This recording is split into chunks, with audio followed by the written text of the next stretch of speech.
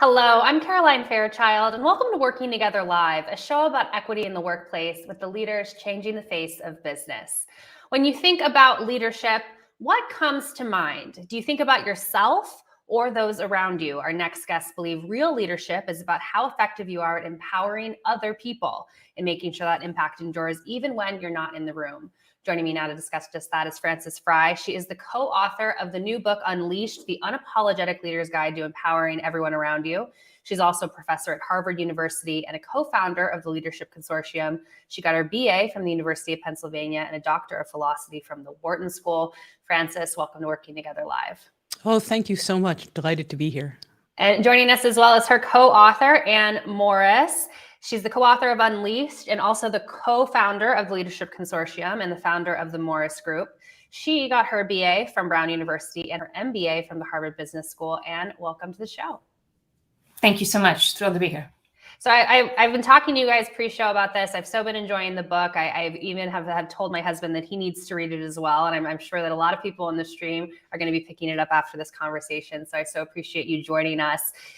I think, look, let's just keep it real here. I've been a business journalist for a decade now. I've read a lot of leadership management books. I've talked to a lot of leaders about leadership management. And this book is different.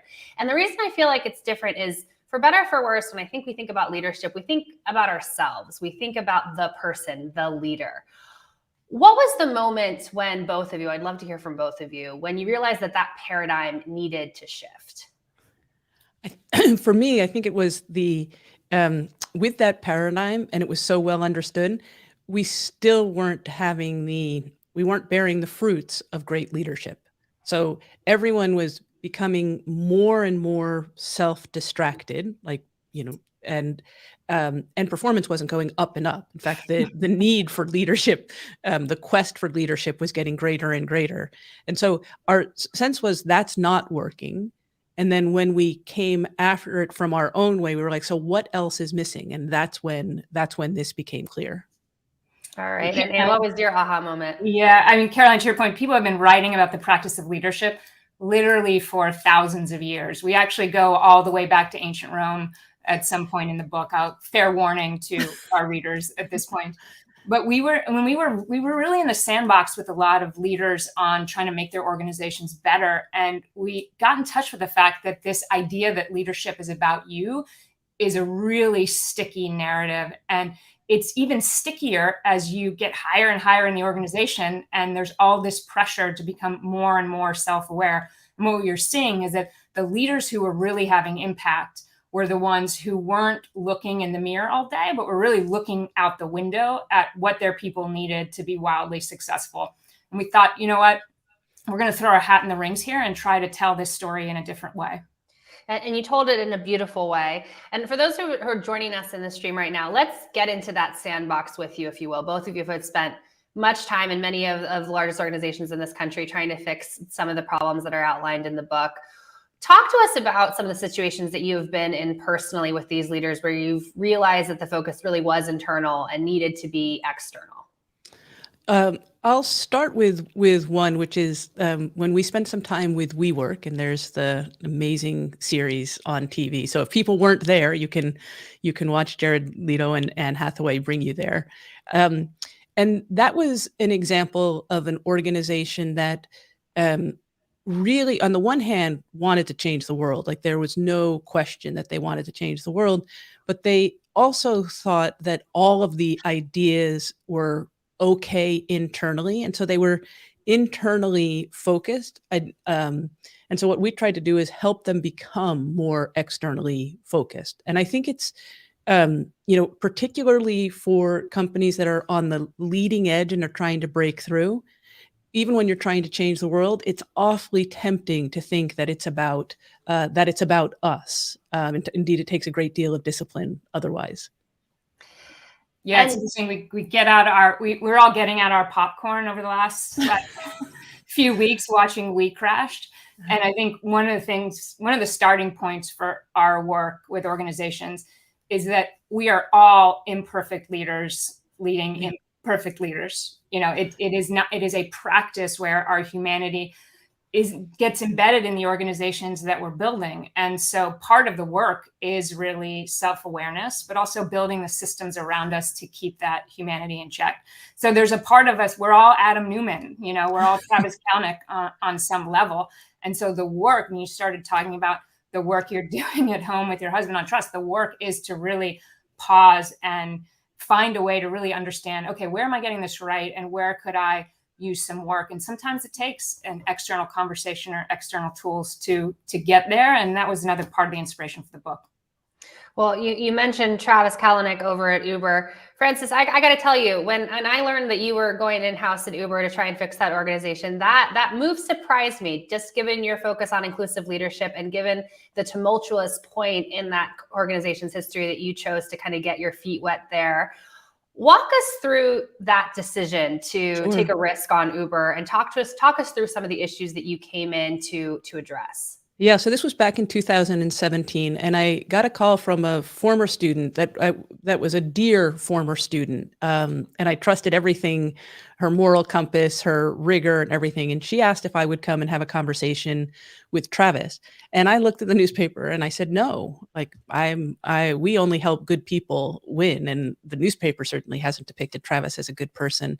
She's like, I think you're going to see another side. Will you please come out and have a conversation with him? And this is back when we used to fly across country to have a conversation. I was scheduled to have a very brief conversation with him, 1 or 2 hours at most. The conversation lasted 3 days, 5 flight postponements on the way home. And we covered everything. And from that, including, by the way, the fact that the last company he ran, he had 8 people.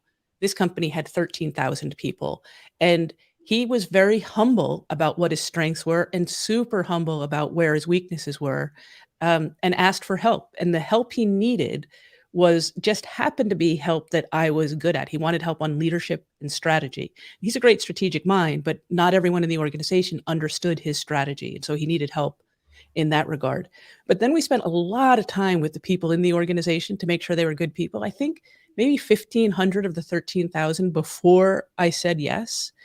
And I have to tell you, I loved the people in the organization. And I think to me, it was proven right that 9 months later, after we separated from 20 people out of 13,000, very few people in June of 2017, all of the cultural problems that we went in there to address were all completely addressed. Like none of the horrific stuff that I read about that happened before I got there, you couldn't even imagine that happening now. And I will say part of it is that Anne and I like burning buildings. Like we're firefighters, at heart, particularly because people have a desire to change. And if you can do it in an extreme case, and I thought Uber was the most extreme case at the time, everyone whose problems are not that severe, they have license to fix them. So I was really drawn to the fact that the challenges were so big. It turned out to be like super gratifying and super successful.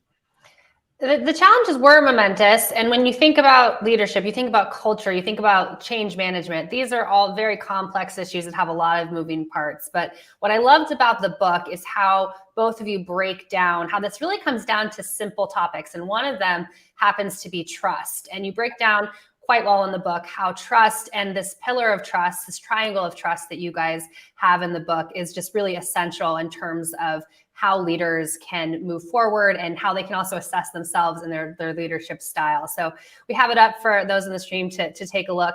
One of you walk us through this triangle and each of its corners, and then we'll break it down for everyone. So I'll start, Anne, at the high level. So you are more likely to trust me if you experience my authenticity, logic, and empathy. So I am more likely to earn your trust.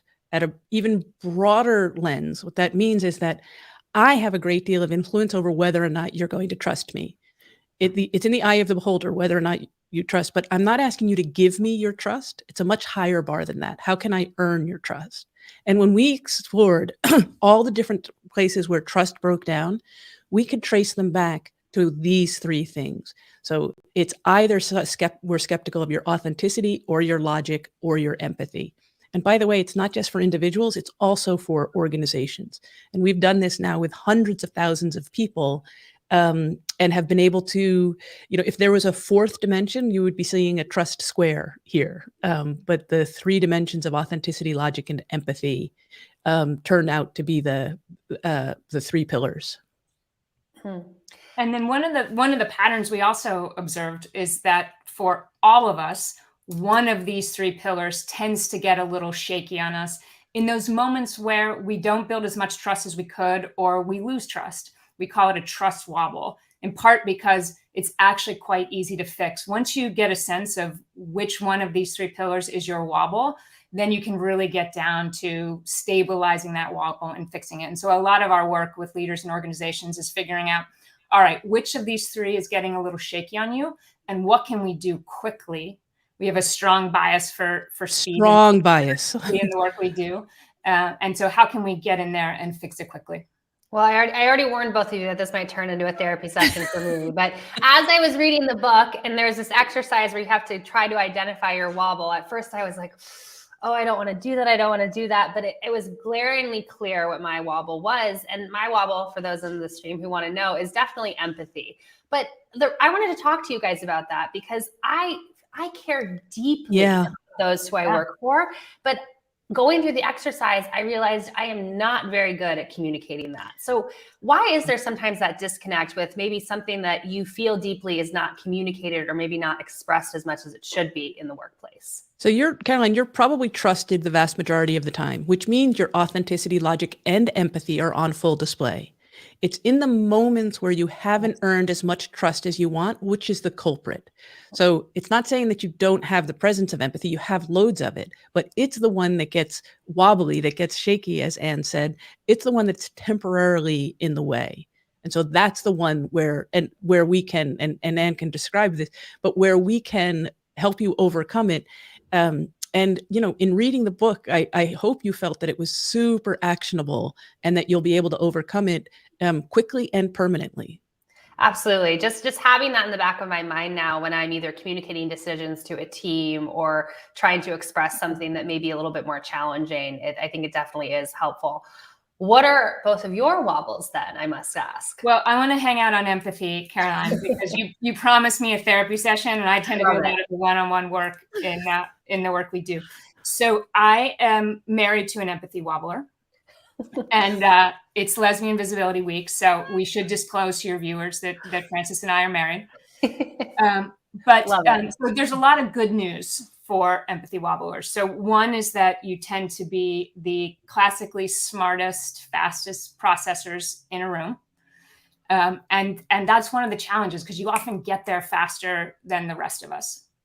And so when we talk about antidotes to this experience, it's often super painful because you are done in that meeting before everybody else, and are ready to get out of there. And it's hard for you. I thought when you were detailing the meeting where the person is like done looking at their phone, I was like, this is me. They're writing indeed about me. So yes, I felt so seen. We call it the arc of the super smart, or ASS for short, just an easy way to remember for your viewers. So what's the antidote? So we often talk about just the power of presence. And I think it was Bell Hooks who said that attention is the currency of love. And so what we're really trying to get you is out of that self-distracted moment and into really wiring into the people in front of you in that moment and what they need. We sometimes talk about it as the shift from I to we. In that meeting moment, it can look like, okay, making sure everybody else in the room gets it. But in other moments, it can just mean looking up from your phone or not multitasking when you're on the Zoom call. These things are really hard. I mean, we have so much technology now. It's so tempting. Frances, if I may speak for you, I think boredom is an enemy that you are constantly trying to vanquish. And so it's just taking a moment and being intentional. And those kinds of things can be incredibly powerful. Empathy is one of those areas where you can fake it till you make it, Caroline. And so even just forcing yourself to ask some questions, at the beginning of that question, you may not be interested in the answer. I promise you by the end, you will. The big shift for me, and this might help some empathy wobblers who are in the stream right now as well, was reframing what success looks like in the meeting in terms of this is success if I understand it, to this meeting will be successful if everyone else understands what we're discussing and is on board. That reframe of what success looks like in a meeting, I think is going to be really helpful for me moving forward. And that's an I to we shift. Yes, really exactly. Yeah. I love that all these exercises that are in the book. I definitely think that I'm going to be able to put them into practice moving forward. But listen, trust, at least for me personally, trust is one of those things where if I lose trust in someone, it's really hard, I feel like, to get it back. So if you've been in an organization for a very long time, if you've been wobbling on one of these 3 pillars of trust for quite some time, what can you expect in terms of how relationships can shift, and how can you show continuity in terms of how these behaviors have changed? I think it's the continuity part. So we have found that trust can be rebuilt very quickly, but it has to be done with authenticity. And usually the authenticity, like if I have lost your trust somehow, if I don't authentically own it and with rigorous logic and I'm empathetic to you, I'm just going to keep losing it.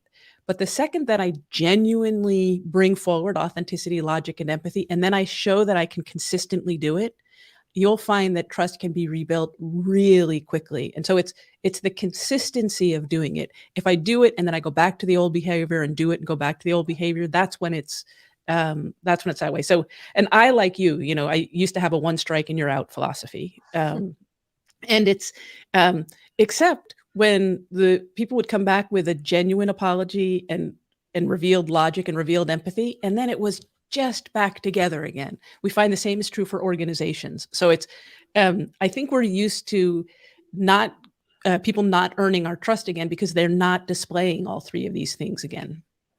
Such great advice. And another pillar of the book, which is just so essential, particularly as we think about the workplaces of the future, is just this topic of inclusivity. How do you ensure that everyone is able to come to work and be their best selves? We have this inclusion dial, which gets us through the different barometers of inclusion. It would be great if one of you could walk us through this, and then we can dive a little bit deeper. Sure. So we talk about the inclusion dial in the context of creating space for other people's authenticity. So authenticity is a little bit different in that it's co-produced by my own willingness to show up as myself in a space, but also the decisions and behaviors of everybody else in that room. And it's linear and progressive. And so we think about it in stages. So it starts with safe and welcome. Do I feel safe and even welcome in this room in spite of whatever differences I'm bringing to the table? And then it takes this really magical turn, which is I feel celebrated, valued, championed, and even cherished, not in spite of whatever difference I'm bringing to the table, but precisely because of it.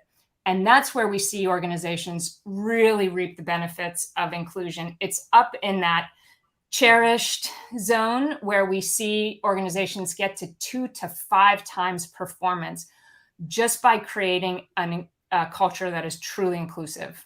And I think the way to focus there, it's because it's despite difference, but then it's because of uniqueness. And each one of us has our own unique lived experience, learned experience, ambitions, failures, successes, neurodiversity, all of it. And when we are sought after for what's unique about us, as opposed to reinforced for what's in common, and it's pretty instinctual to reinforce what's in common, but when we're sought after, and this is for all of us, when we're sought after for what's unique, oh my goodness, that's when you get, with no new technology and no new people, that's where you can improve performance and dignity by 2x to 5x. If you have a team that's not doing well on employee engagement, bring in a culture of inclusiveness and watch it skyrocket. Well, I do want to bring in some of the members that we have with us in the stream as we're starting quite the conversation. Cynthia says, leadership begins with yourself and making sure you're in tune with yourself, then branching out and making larger effective change with your subordinates. I think I resonate with that, Cynthia. So thanks for joining us. And then we have a question from Tom in the stream, which piggybacks on something that I had for you guys in terms of inclusion. But Tom asks, Unleashed is a must-read book. Since writing Unleashed, have you recently come across any companies that are getting it right? So I'd love to hear if you have worked with any companies who are really made strides, particularly since the pandemic in any of these areas, and maybe perhaps even with a focus on inclusivity, which we were just discussing. I'll start with two of them. One is Microsoft. So and Microsoft also answers the question, like, can you do this with 200,000 employees? Like, can I do it in my organization? Microsoft is a beautifully inclusive organization, and they've been doing it with intentionality. And that's with the CEO, the CHRO, the CFO. Like, it's just, Amy and Satya and Kathleen have all been really deliberate about it. And it's gotten amazing returns. In fact, with the announcement that they were going to acquire a company that hadn't been doing well on inclusion, the press release was, "We look forward to bringing our proactive culture of inclusion to this organization." Said differently, we got a big discount because they couldn't figure out how to do it with inclusion, but we sure know how to do it with it. So I would say that that's my first one. And then on a small scale, there's a lovely organization called Athena, and what they do is help with workforce compliance. And so for sexual harassment or for fraud or for any of the things we need, they create solutions that work. They learned them in the military and then apply them to civilians. And it's like, by design, it's an inclusive culture. So it's growing with incredible pace. And it's accelerated precisely because they seek difference. And then they seek to be inclusive of that difference. Absolutely. And we just mentioned some of the standouts. I do feel like I need to disclose to the stream that Microsoft does indeed own LinkedIn. We did not pay Frances to make that remark. We wrote about it in the book way before this. Exactly. So completely not something that we had our hand in, but we're glad to hear Microsoft be mentioned. Unfortunately, though, we still live in a world where, on this show and off this show, I hear from leaders who say, I can't find great female talent. I can't find great diverse talent. We're looking, but it's just not out there. I know, I can't believe my head explodes. Exactly. And you put the kibosh of that idea entirely in your book and put together a little playbook, particularly for how to recruit great women into your organization. I'd love particularly for the managers who are joining us in the stream to gain some of these insights from you. Frances, go for it. Okay, I so wanted to talk about it. I was trying to be patient. So, so here's the thing. First of all, anytime you think you have a pipeline problem, empirically, you're wrong. There doesn't exist a pipeline problem. What there does exist is that the places that you traditionally look may not have women. So but that doesn't generalize to there aren't great women. It's just that you don't know how to look for them. But let's say so the first thing is to recruit people, which is disproportionately men, you can do it super quickly. If you're going to recruit people that you don't know, and by the way, we think the people you don't know are better than the people you do know. There's way more of them, and they tend to be much more diverse and thus much more likely to bring in unique perspectives. So it's going to take longer. So we have to be patient. If you don't know where great women are, and the chances are you don't, if you're not able to recruit them, if you think it's a pipeline problem, ask great women where great women are. They know. And you know what? We'll tell you. I often hear this in tech, like, oh, I can't find great women engineers. And we're like, have you been to the Grace Hopper conference that has, 15,000 people come together every year? Or have you been to Lesbians Who Tech, which now has 150,000 people a year? So the notion that, like, I can't find great women in tech and when people say, nope, haven't heard of Lesbians Who Tech and haven't been to Grace Hopper, then that's where they are. So the decision is, are you going to go to where great women are?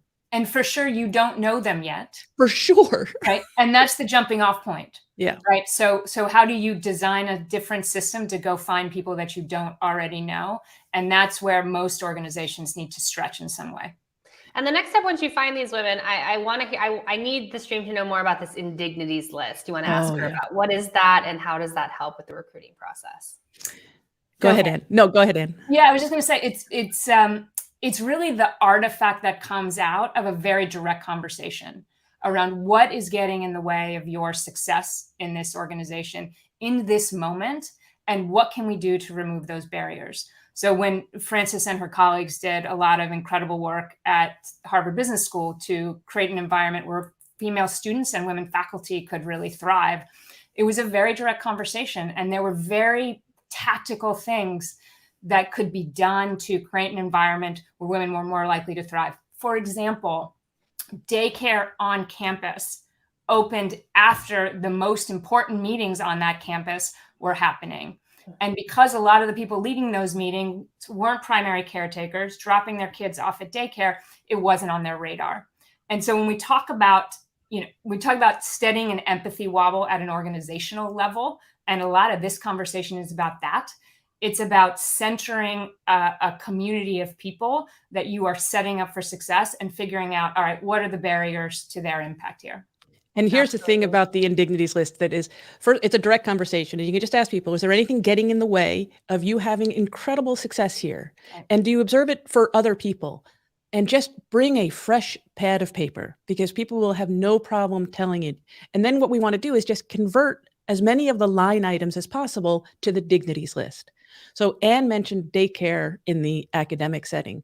We have seen in nurses leaving an organization, and one organization brought us in and they were like, the nurses are disproportionately leaving, and it's beyond all of the things that we're reading about in the press. And when we went and talked to them, it was broken copiers were on their indignities list. And they kept hearing how important and how valued they were, and that they're just like the central pin. But on every floor, the copiers were broken. And so nurses would pass by each other in the stairwell, being like, oh, super valued here, as we go up and down trying to find the copier that worked. Just bringing in, now nobody would have known it was broken copiers. We find it's like parking passes, broken copiers, the ability to bring your chair home. The indignities list, here's what it is. It's a mystery without talking to people directly, and it's not expensive to overcome. I think that is such an important point to make, because I think what prevents a lot of leaders from asking the question in the first place is being scared of what the answer is, right? And being scared 100%. That it's going to be costly, that it's going to be impossible, that's going to take time. But it could just be a broken copier, folks. So keep that in mind. I could talk to you guys about this book all day long, I'm pretty sure. But in the sake of time here, if you could, we have a lot of managers I see joining us in the stream. We have a lot of people who have direct reports. If you could just wave a magic wand and overnight have every manager in corporate America adopt one practice from your book, what would it be? And I'll start with you. Yeah, where my head goes for that, Caroline, is the phrase "simply begin." I mean, we sometimes joke that a lot of the value we bring to an organization is some can-do lesbian spirit to actually roll up your sleeves and solve some of these problems that feel complex, particularly around issues of inclusion. We see organizations, we spend a lot of time in Silicon Valley, we see organizations with incredible audacity when it comes to product or market. They're sending rockets into space. And then when it comes to culture issues and issues of inclusion in particular, a lot they're flummoxed. They're just paralyzed to make progress. And so what we say is, let's just break this problem down into its component parts, the way we break any other problem down, and make progress. Run smart experiments, learn from them, pivot, bring that same energy and creativity and intelligence that you're bringing elsewhere in the organization to these problems as well. And you're going to make fast progress. All right, Frances, I'm handing the magic wand over to you. All right. So if I had a magic wand, it would be to acknowledge that we really like people who are really like us, and to seek difference. If you seek difference, the chance of having nonlinear performance gains is much higher than if you go with your instincts, which is, I feel really comfortable around this person. This person's really nice. It's so easy to talk with them. That we will already go after people who are really like us. Let's have the learned behavior of seeking difference. I can't think of a better note to end Working Together Live on than seeking difference. It's a key pillar of the conversations that we have on this show. Frances and I have learned so much. I can tell from the stream that everyone has learned so much. Thank you so much for spending this time with us, and enjoy the rest of your Thursday. Thank you. Our pleasure.